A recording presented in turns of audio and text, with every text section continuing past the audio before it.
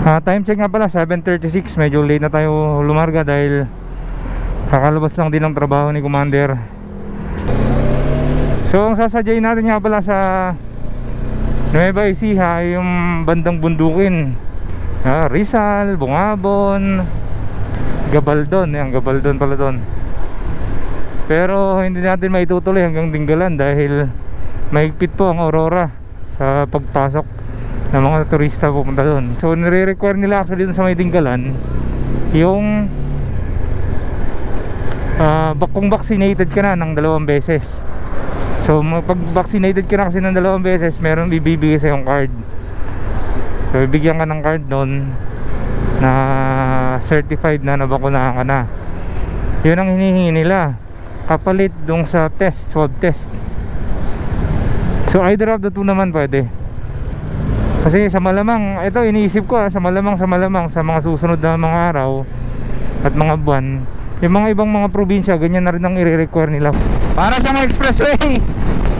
Para na siyang expressway, guys.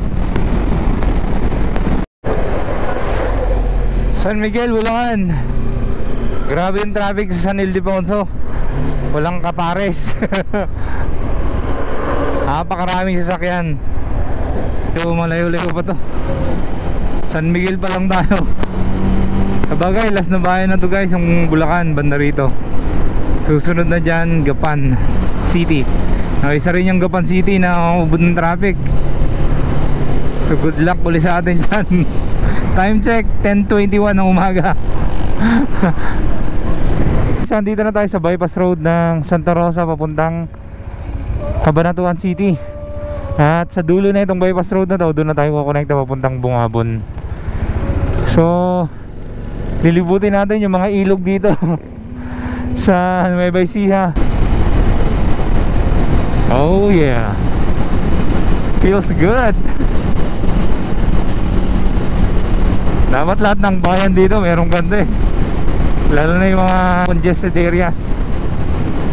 Halimbawa yung Gapan, dapat lagyan din nila ng bypass road yun, traffic din yun eh.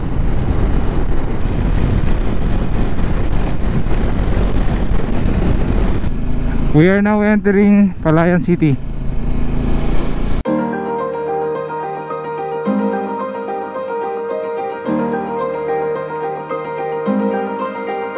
Welcome Palayan City, there you go. At dahil weekend ngayon, expected ko na maraming tao doon sa lobby.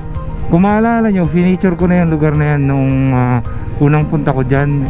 Mag-overnight na tayo sa Barangay Lobby, Bungabon. Ayun mga riders, uwian na.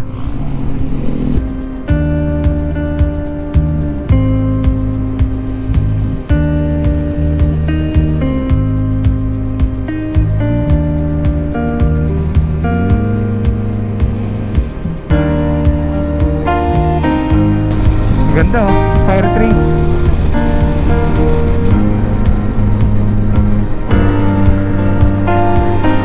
Provincial capital.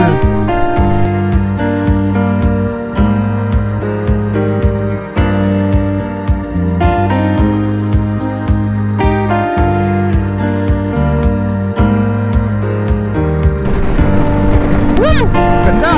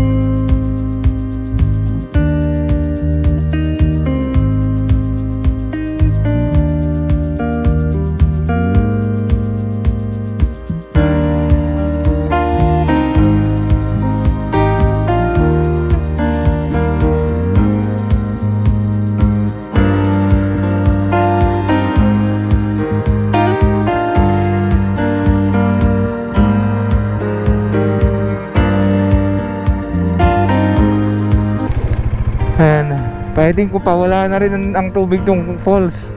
Kunti na lang siya. Ayan o. Dito na lang, hindi na siya falls. Anyway, tara. Mga ibang riders pauwi na. Pauwi na sila. Tayo parating pa lang.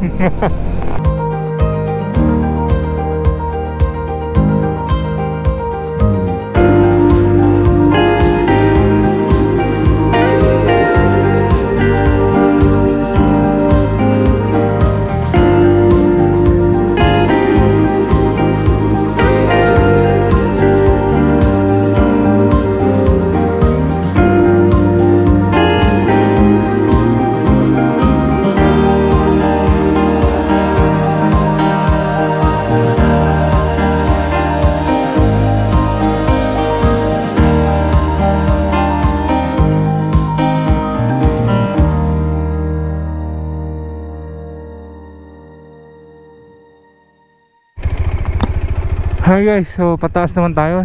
Katapos lang namin mananghalian, late lunch. Punta tayo sa taas. So ito yung pinuntahan ko nung unang pasyal ko dito. Pero hindi lang ako naligo. At hindi ko pinuntahan yung border. So ngayon pupuntahan na natin.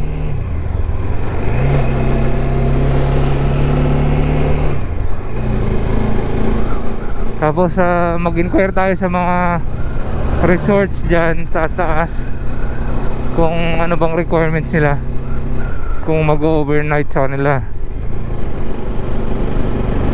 May nabanggit kasi si ate kanina na may requirements daw. So nung last na pumunta ako dito, maalala nyo, may tubig pa dito. Actually binala ko pa mag-carwash dito eh.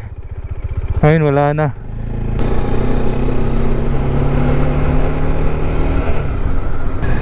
Parang palamig ng palamig. Actually medyo mababa pa lang tong lugar kung saan tayo ngayon, pero yung ihip ng hangin malamig.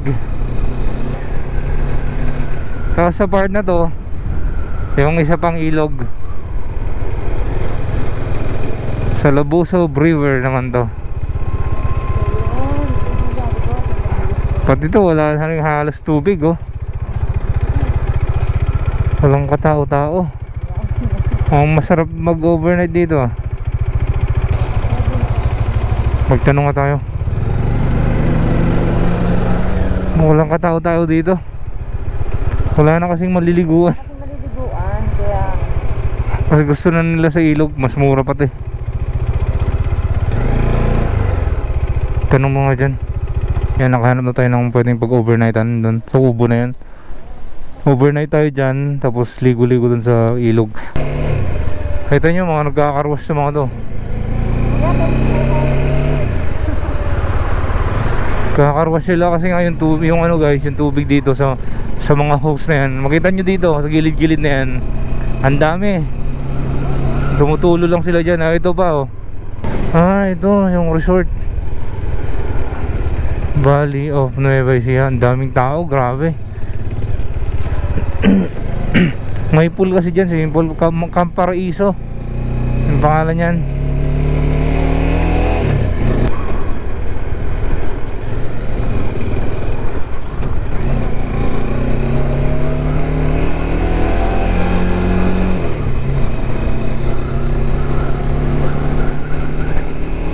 So unang resort na nakita natin yung Camp Paraiso. Sabi nila mayroon pa daw.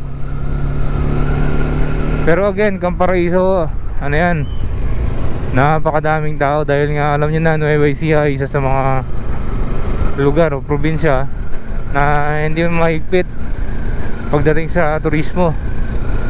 Kaya yan ang dinadagsa ngayon dito, Nueva Ecija. Lumalakas ang ambon.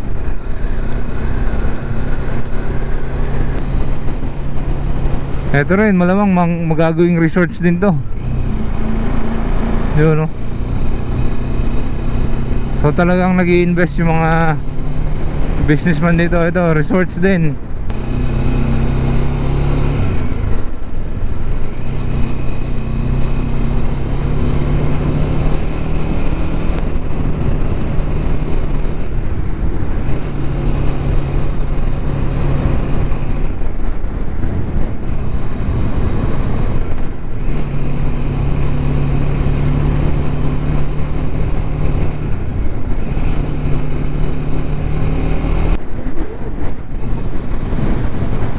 Ang lamig ng ihip ng hangin.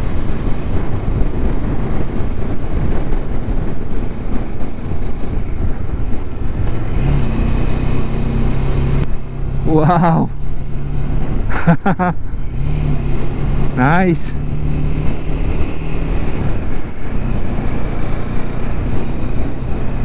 Ayun.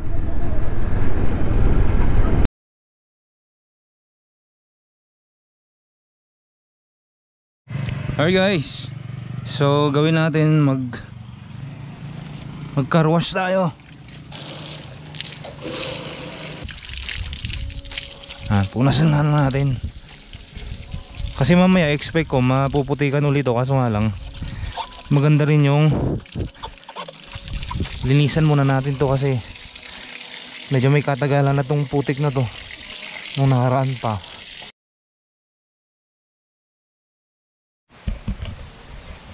Good morning guys! Dito tayo sa Bungabon, Nueva Ecija, dito sa Salabusob River. So, ito yung sitio ng Labi, Barangay Labi. So, sa baba, yun yung may tulay kung saan napakaraming tao kahapon. Kaya umakyat kami papunta dito, naghanap ng medyo hindi masyadong matao. Ito nga nakita namin. Actually, napuntahan ko na to dati. Kung napanood nyo yung video ko, I think March ako pumunta dito or April siguro ngayong taon. At nung time na yun, medyo ano pa yung ilog dyan, ano? Medyo marami-rami pa yung tubig. So dito tayo sa baba. Dito rin nag-overnight. So nag-camp lang kami dito. Yan. At sa ngayon umaambon siya, so hindi kami makalarga agad. So next na destination pala namin ay pupunta kami ng Gabaldon. Dito pa rin yan sa Nueva Ecija. So tara, akyat tayo sa taas. Parang lumamig na nga yung kape ko kasi medyo malamig talaga rito. Ngayon pa umaambon.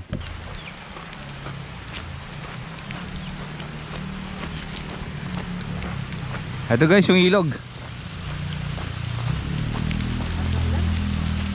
Ayun, actually ulan na to. Hindi lang to ambon, ulan na to.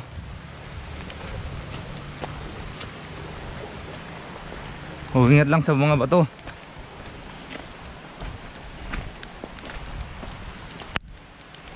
Dapat talaga bumili ako ng hiking sandals.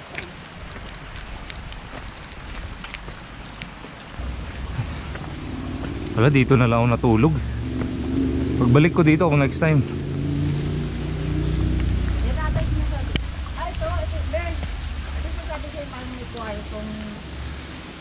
May maliit ang kwarto. Eto, kaso nga na parang sira-sira na to. Parang bibigay na to. Ito balete, kung saan siya nakakabit.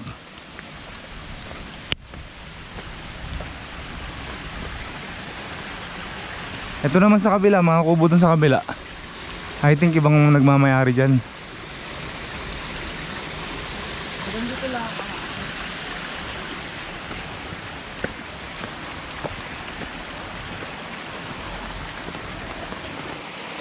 Wala na makakita dyan eh. Ito yung tsura niya dito guys sa taas. Yan yung tulay papunta ng Baler at saka ipababa papunta dun sa Labi River. Ako po, maulang Sunday. Kaya pala walang mga rides ngayon. Kasi usually maraming riders dyan sa may tulay. Nag-overlooking kasi yan sa baba. Sa ngayon wala. Ayan na po si Michael. Okay na, lamig. Woo! Oh.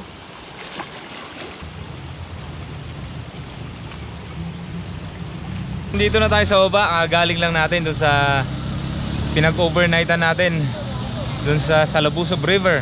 Ito naman ngayon yung pinupuntahan talaga dito kasi syempre ito yung medyo mura.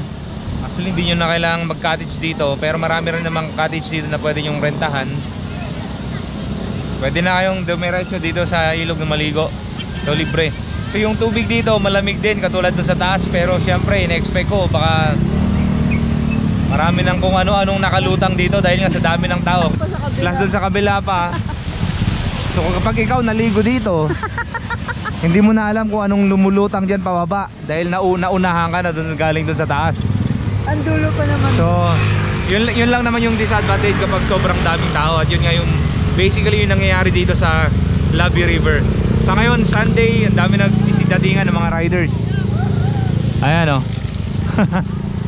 Meron pa actually pumunta dun sa taas kanina sa mga resorts at saka dun sa boundary ng Aurora. So ayun guys, next na pupunta natin sa Gabaldon. Since tapos na tayo dito, napakaganda. Let's go.